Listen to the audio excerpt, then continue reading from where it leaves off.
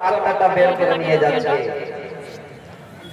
সেই মুহূর্তে এবার মালাকুল মউত সেই ব্যক্তির সামনে বসে ওই ব্যক্তির সঙ্গে কথোপকথন না করে, কথা না বলে, কার সঙ্গে কথা বলছে সহিহ হাদিস শুনে এবার জবাব ফেরেশতা বলছে, নরে পবিত্র আত্মা, কথাটা ভুলে যাবেন না, কোন মানুষের সঙ্গে কথা বলেন না, আত্মার সঙ্গে কথা বলছেন এবং উল্লেখ করছেন, ওরে পবিত্র আত্মা, আয় আয় তুই তাড়াতাড়ি করে বেরিয়ে আয়, আমি তোমাকে এইভাবে নেবার জন্য তোমার কাছে হাজির হয়েছে।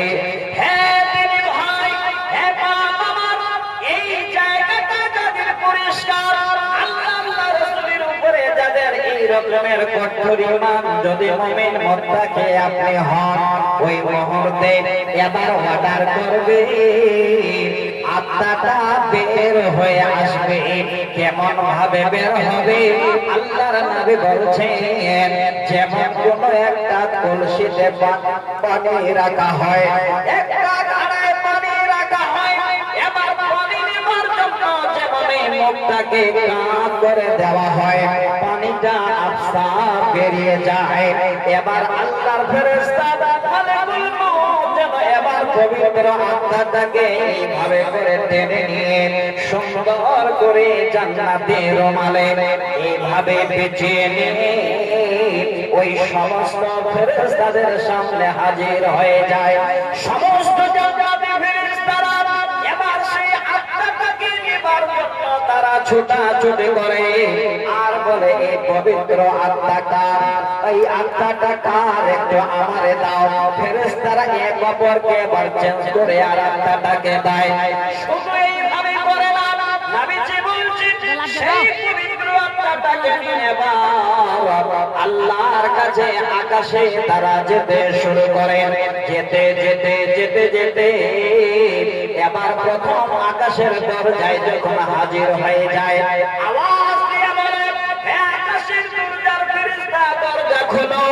এবার সেই ফেরেশতা আনন্দে বলে, ওই পবিত্র আত্মাটাকে এমন সুগন্ধি বের হয়, সরাসরি আকাশের দরজা খুলে দেওয়া হয়, আবার যেন সে আকাশের উপরে নিয়ে যাওয়া হয়। এইভাবে সেই পবিত্র আত্মাটাকে নিয়ে যেতে যেতে যেতে যেতে এবার আল্লাহ রাব্বুল আলামিনের সপ্তম আকাশ পর্যন্ত পৌঁছানো হয়।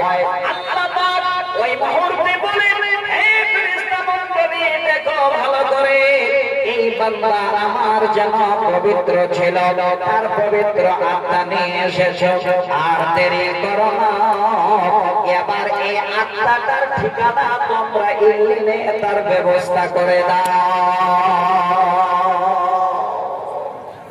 তার জন্য যারা কষ্ট করছে, যারা আল্লাহ রাসূলের বিধান মানছে, যাদের ঈমান আছে, যারা পরেশগার মুত্তাকি, তাদের জন্য সুসংবাদ, আপনার আত্মা সপ্তম আকাশ পর্যন্ত নিয়ে যাবে।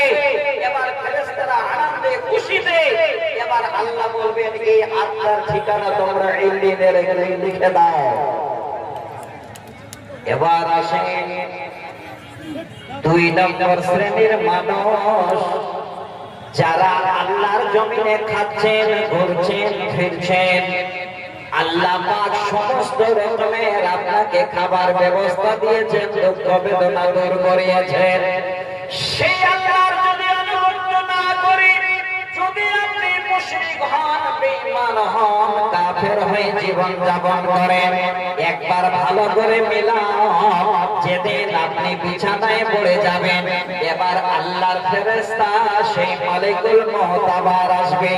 সুন্দর ভালো ভালো ফেরেশতা জান্নাতের আসবে না, জাহান্নামের ফেরেশতাদের নিয়ে জান্নাতের উম্মত এবার জাহান্নাম থেকে যে রকমের চোট নেবে, নোংরা আকারে, সেই চোটটা নিয়ে এবার ফেরেশতারা হাজির হবে। এবার সমস্ত ফেরেশতারা দূরে বসবে আর মালাকুল মউত এবার গিয়ে পৌঁছাবে সেই মানুষের আত্মাটা নেবার জন্য। এবার মালাকুল মউতকে দেখে সেই খাবিস আত্মা যেন ছটফট ছটফট শুরু করবে, কাছে গিয়ে বলবে, হে খাবিস আত্মা বেরিয়ে আয়। সেই আত্মা যেন বের হতে চাইবে না। আল্লাহর নবী বলছেন, যেমন সাঁড়াশি দিয়ে কোনো জিনিস টেনে ধরা হয় ওইভাবে করে যেন টেনে এবার আত্মাটাকে চিড়ে চিড়ে বের করা হবে।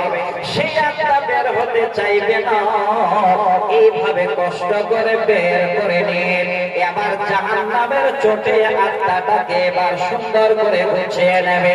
ফেরেশতাদের কাছে যাবে, নাম ছিটিয়ে বলবে, এই খাবিস আত্মাটার আজকে আত্মাটাকে যেন একটুকু দেখার ইচ্ছা করে না, নেওয়ার ইচ্ছা করে না। এবার সেই মুহূর্তে আল্লাহর ওয়াদার ওই আত্মাটাকে নিয়ে তারা যেতে লাগবে। কেউ যেন আনন্দ করে আত্মাটাকে গোছাতে চাইবে না। যেতে যেতে যেতে যেতে এবার প্রথম আকাশের দরজার কাছে গিয়ে হাজির। খাবিস আত্মাকে নিয়ে এবার ফেরেশতাকে ডাকবে, ফেরেশতা দরজাটা খুলো। এবার ওই আকাশের ফেরেশতা যে ক্যাপ্টেন যে আল্লাহ দায়িত্ব দিয়েছেন, উপর থেকে আওয়াজ দিয়ে বলবে, এই খাবিস আত্মাটা, এই আত্মাটাকে তোমরা কেন নিয়ে এসেছো? এই আত্মার জন্য যেন আল্লাহর আকাশের দরজা খোলা হবে না, আকাশের দরজা তার জন্য কোনোদিন খোলা হবে না। এবার প্রথম আকাশের দরজাও যেন খাবিস আত্মার জন্য খোলা হবে না। আল্লাহ অর্ডার দিবেন, ফেরেশতারে আমার ওই খাবিস বান্দার খাবিস আত্মা এবার তাড়াতাড়ি করে সিজিনে এবার তার ঠিকানা করে দাও। সেই আকাশ থেকে ছেড়ে দেবে, সিজিন নামক জায়গায় পাঠিয়ে দেবে। এবার প্রথম আকাশের দরজা পর্যন্ত খোলা হবে না। সাহাবীরা ভয়ে দাঁড়িয়ে আছে। আল্লাহর নবী এবার ওই টাইমে সূরা আরাফের 40 নম্বর আয়াত শোনাচ্ছে, কাদের জন্য হে ভাই আমার এত কষ্ট করে এসেছেন একটু শুনে যান। আল্লাহর নবী কোরআনের আয়াত পড়তে শুরু করলেন, ইন্নাল্লাযীনা কাযযাবু বিআয়াতিনা ওয়াস্তাকবারু আনহা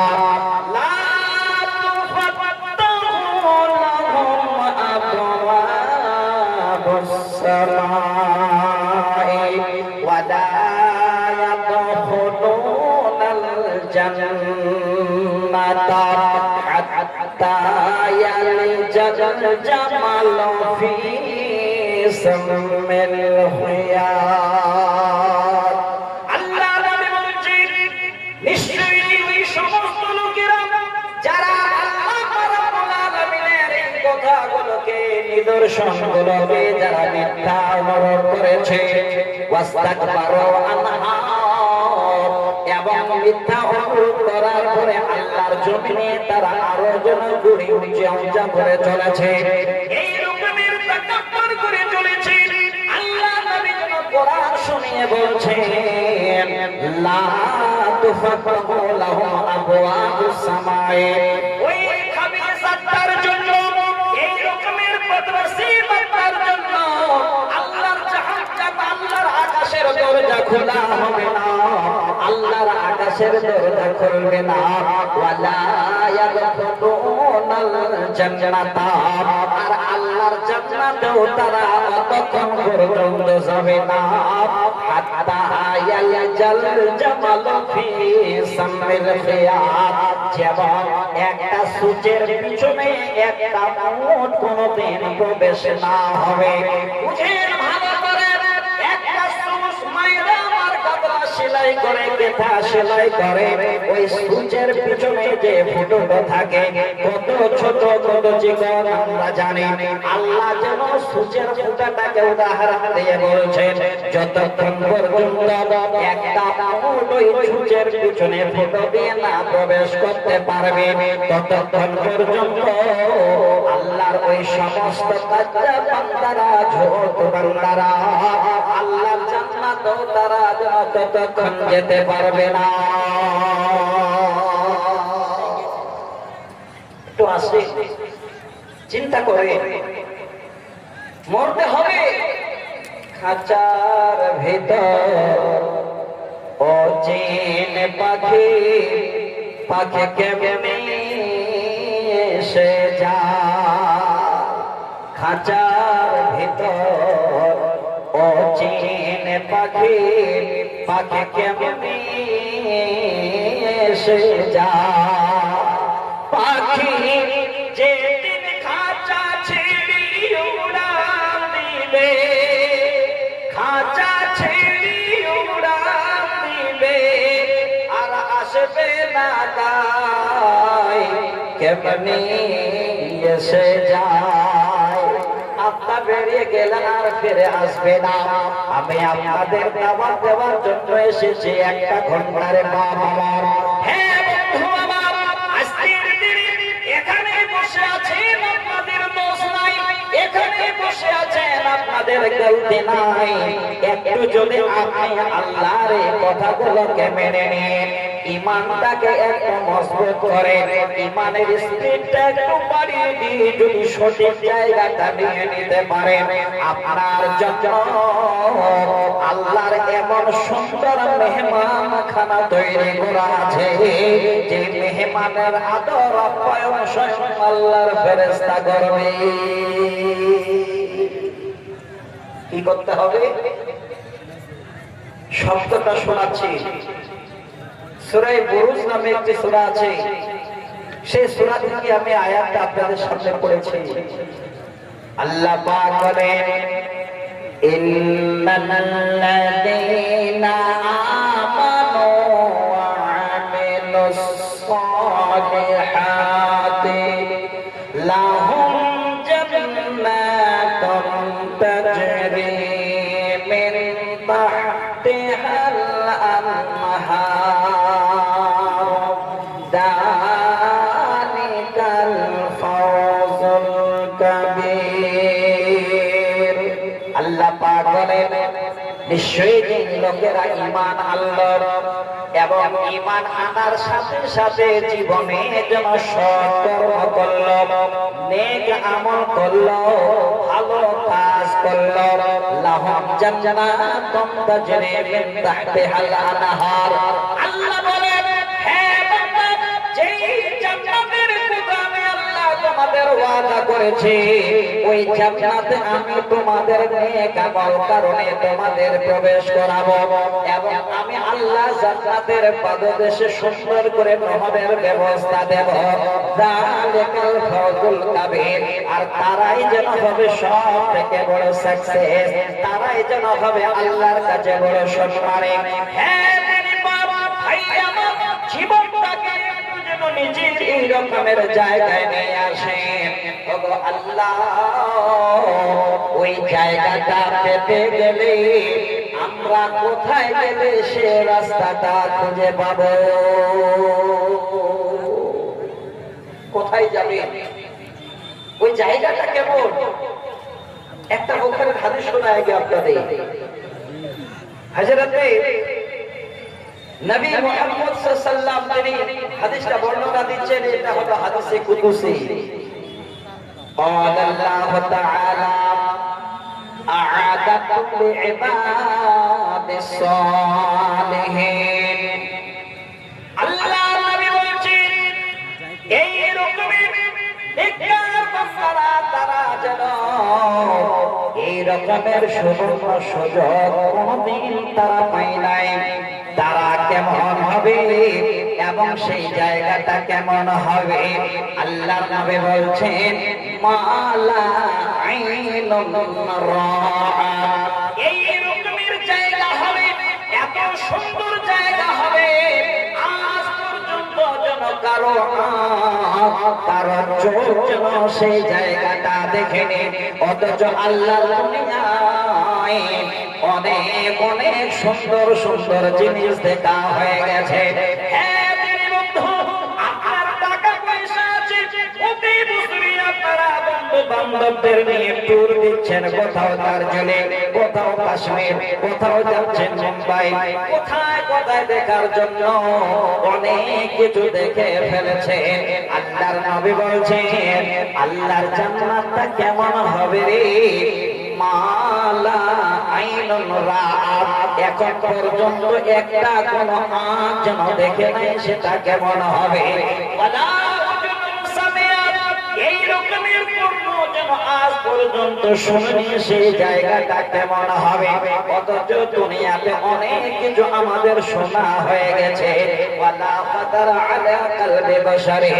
এবং কোন হৃদয় এখন পর্যন্ত ধারণা করতে পারেনি ওই জায়গাটা কেমন হবে, যে জায়গাটাতে আল্লাহ আমাদের দেওয়ার ওয়াদা করেছে।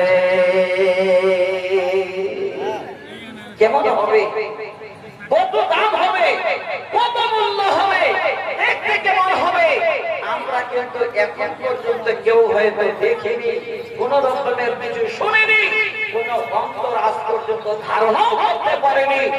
একটা বুখারীর হাদিস শোনাচ্ছি ছোট করে, দেখেন ওই জায়গাটা আপনার পূর্ণিয়া সিটির থেকে ভালো হবে না খারাপ হবে, আপনার এই বিহারের থেকে ভালো হবে না খারাপ হবে।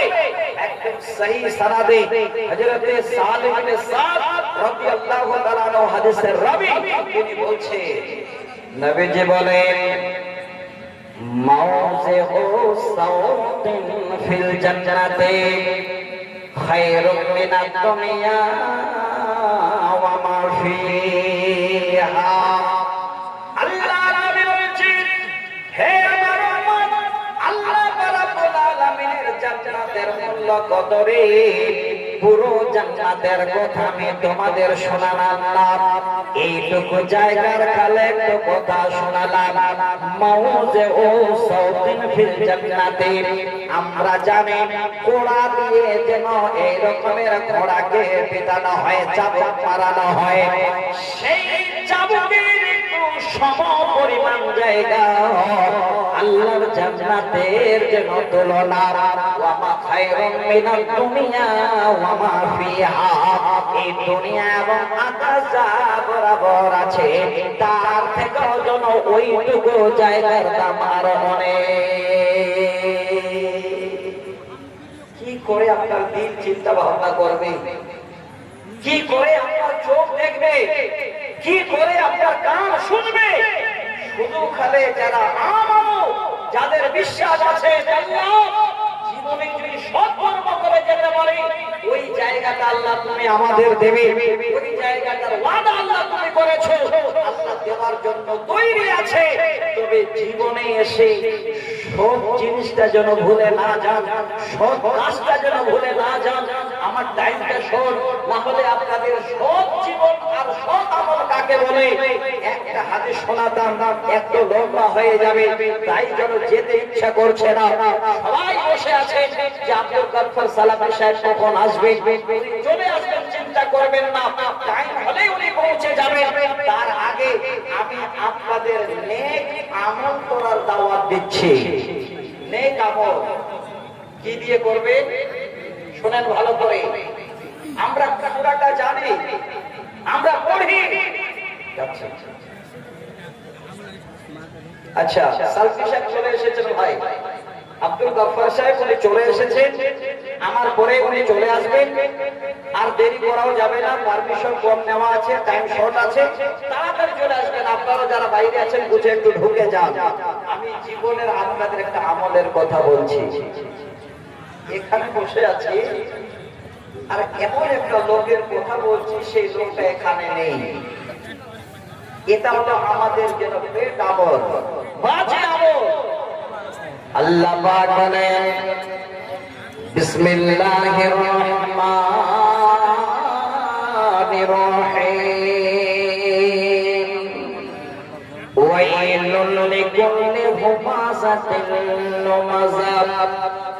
الذي جمع مالا وعددا يحسب أن ماله أخلدا كلا لينبذن في الحطمة وما أدراك ما الحطمة نار الله الموقدة التي تطلع على الأفئدة إنها عليهم مؤصدة في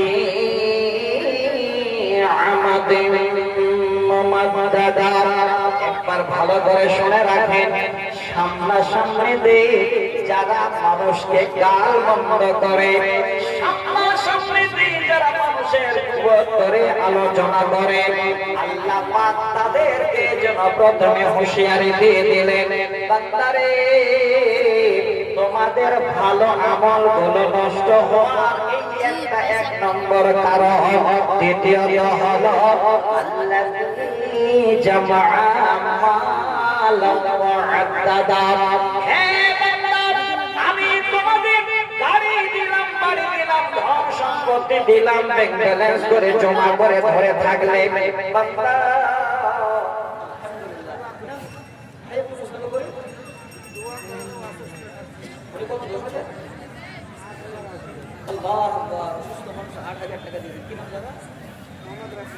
মুহাম্মদ রফি আলহামদুলিল্লাহ উনি এই আয়াতটাকে নিশ্চয়ই ফলো করেছেন আল্লাযী জামআ মালা ওয়া আদ্দাদা যারা নিজের মালকে গণতি করে করে করে করে ব্যাংক ব্যালেন্স করে জমা করে ভাবে যে এটাই বলে আমার চিরস্থায়ী আমার কাছে থাকবে না একটু আমলটা আপনারা করার জন্য প্রস্তুতি নিন আমার ভাই অসুস্থ ৮,০০০ টাকা নিয়ে এসে উনি দাঁড়িয়ে গেছেন উনি জানেন আল্লাহ তুমি বলেছো আল্লাযী জামআ মালা ওয়া আদ্দাদা যারা নিজের মালগুলোকে গণতি করে করে যারা জমা করে রাখে আল্লাহ বলছে এটা কোনোদিন ভেবো না যে এই মাল তোমাদের সাথে থাকবে তোমাদের সাথে যাবে একটাও যাবে না বন্ধু যাবে আপনার জীবনের সৎ নেক আমলটা একটু ভাইয়ের জন্য দোয়া করছি আল্লাহুম্মা আমিন ইয়া হাইয়্যু ইয়া কাইয়্যুম বিরহমাতিকা নাস্তাগীস ওহে বারে দোয়া করি তোমার কাছে যে জামান ভাই ছিল আল্লাহ এই মজলিসে